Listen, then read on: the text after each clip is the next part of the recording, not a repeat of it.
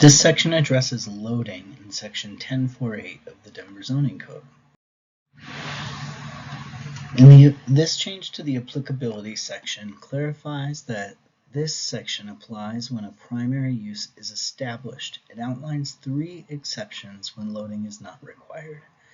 First, loading is not required for establishment of a primary use in the SUTU, THRH, MU, or RO zone districts.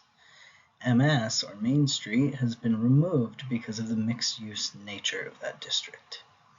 Second, establishment of an event space with an alternate parking and loading primary use within the National Western Center campus G and F zone districts are accepted from this requirement. And third, in the case of a change of use or expansion, loading is not required when the expansion or change results in an increase of the gross floor area or number of units of 25% or less. Or to put it in the positive, loading would be required in those cases when the gross floor area or number of units increases by more than 25%. The remainder of the applicability will be the same, with one exception. The sentence in C that addresses expansions of structures has been deleted because that is covered by the portion of A that discusses the 25% threshold for when loading requirements must be met. This is a new section.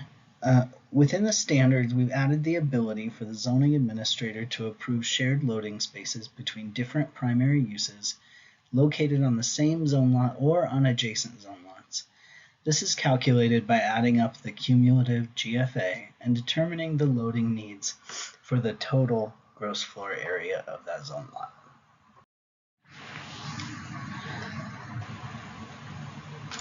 This deletion in the dimensions section